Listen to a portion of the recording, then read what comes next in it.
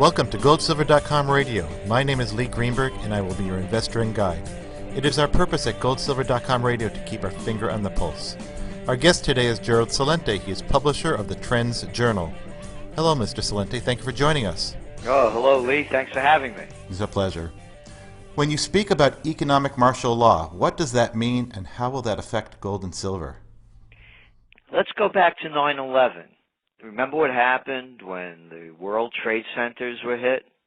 They immediately closed down Wall Street. If you had certificates of deposit, you couldn't get them out. I know because I tried.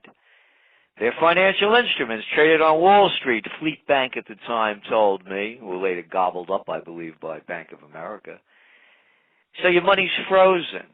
And when we look at what's going on around the world now, particularly in Europe, there's a high probability of some kind of economic martial law, an economic 9/11, if you will, occurring.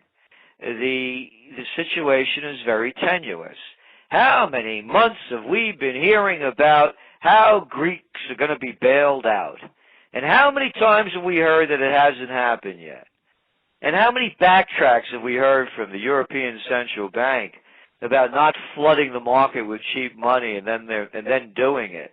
The problems are unsolvable. You can't bring down debt by piling more debt upon us. So we believe that an economic 9/11 with some type of economic martial law are going to go hand in hand. They may call a bank holiday. They may not use the crisis, financial crisis, to call it. Let's say another terrorist strike happens, false flag or real. Suppose there's war with Iran. Oh, those Iranians are going to have to close down the banks now because they're destabilizing the world markets, or making up some kind of story like that. You know, I was a victim of the MF Global heist.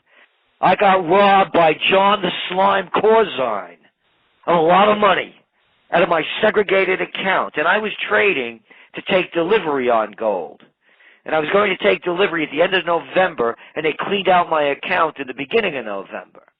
I mention this because if you don't own your gold and have it in your pocket, if you don't have your money in your possession, sorry, you don't have it. It's not yours. Period, paragraph. To wit, I later I successfully eventually did, withdraw a sizable deposit from HSBC. And I called them up and told them that I was coming in the next day and how I wanted the money. And I went in the next day, and I handed them the check. It was like I never called before. They wanted me to talk to the manager. And the manager said to me, Mr. Celente, this is a sizable sum that you're withdrawing. What are you going to do with it? And I said, none of your business. And she said, that's no conversation starter. I said, oh, it's not, is it? I said, how about none of your damn business? To make a very long story short, it took me a lot of arguing, yelling, and fighting with people all over the HSBC chain to try to get my money back. The financial system is in collapse. The only thing that's holding it up is this digital money not worth the paper it's not printed on. There's no way that this debt could be paid off. There's no recovery. You don't bring recovery by bringing more austerity measures, making economic conditions worse. So I believe that the worst is yet to come. The worst is yet to come. So, regards to the current economic cycle, are we trending towards a stronger, more productive future, or are we headed towards a darker, more difficult world? Let's go back to Henry Paulson. You remember that other former Goldman Sachs guy like John Corzine was. And he invented this whole too big to fail scam with TARP. Remember that one? And you want to know where the future's going? How about the merger of state and corporate powers, state-controlled capitalism, giving it its proper name? Try fascism. Fascism has come to America, and that's the future of this country. The too bigs have taken over on every sector. Banking, they've grown 20% since they were too big to fail. How about the agriculture industry, big pharma? You go down the list, retail. A handful of majors control everything, and those handful of majors control the politicians. We do not, little boys and girls out there, and children of all ages, we do not have a representative form of government. The only people that the politicians represent are the most powerful and the ones with the most money. So that's where it's going.